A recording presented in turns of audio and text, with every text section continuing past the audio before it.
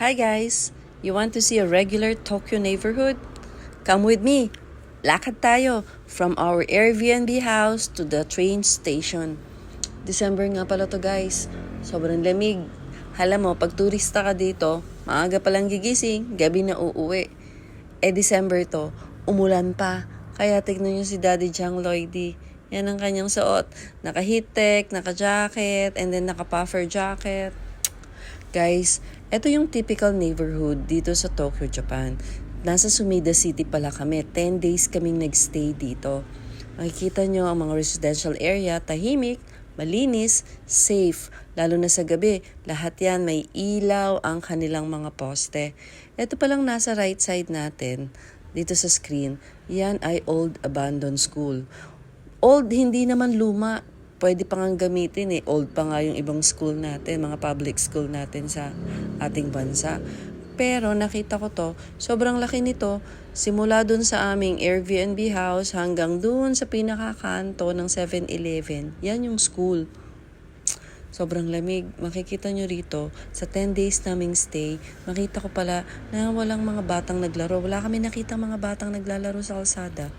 Wala rin kaming nakitang tambay o mga marites sa kanto o nagyuyosi sa labas.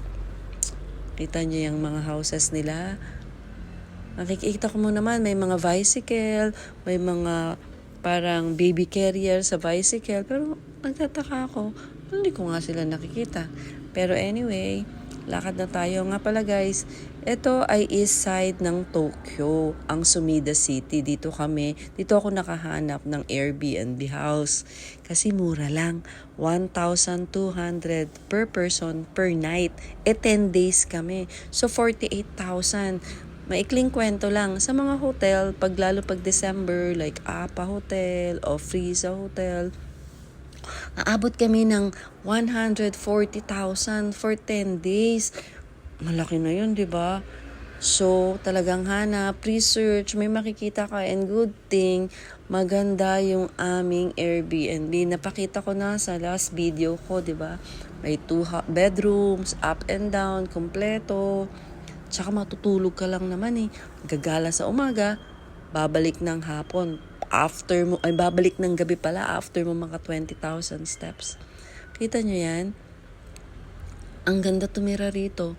Sabi ko nga kay Daddy Jang Lloydie, sarap tumira dito, no? Safe, payapa, ang sarap huminga. Hindi siya provincia vibes, tapos malapit lang sa mismong Central Tokyo. And then, tinutumbok na nito guys, yung 7-Eleven. 3 minutes walk from our rented Airbnb house. Yan ang 7-Eleven. Kung saan maraming boodle finds, like yung dyan ko unang binili yung aking fluffy egg sandwich at yung orangey Yakult taste na favorite drinks ko. Malamig dito kaya ang lakad namin medyo bumibilis na. Nga pala, ang Sumida City is east side, kanina nasabi ko. Ito ay 2 train stops away from Skytree sa Oshiage, and then 3 train stops away from Asakusa. Asakusa is where Sensoji Temple is, Nakamichi Street, Shopping Street, and then meron ditong old amusement park.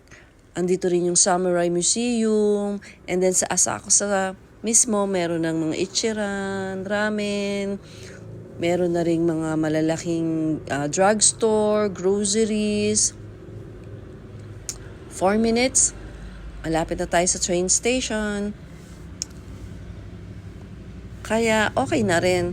Kaya lang pagdating pupunta ka ng Shinjuku, Central Tokyo, medyo malayo-layo siya. Ang pamasahe doon around 300 pesos from Higashimo-Kojima. Yun yung mga 300 something, hindi tataas ng 400 eh.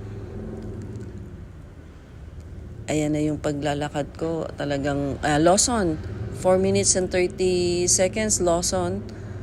And then ilang steps na lang yan ang train station na. Nakikita nyo naman na yung pinaka rooftop ng train station. Meron din diyang drugstore kung saan maraming Boodle Pints at mura pa sa Donkey, di ba? Sa ibang mga vlogger, sabi nila sa drugstore mas mura. Ayan yung drugstore. Ayan yung train station. Itong Higashimo Kojima ang train station na to. And then over there, may mga gourmet deli, may McDo, may mga restaurants din. Yun lang guys. Hope you enjoy.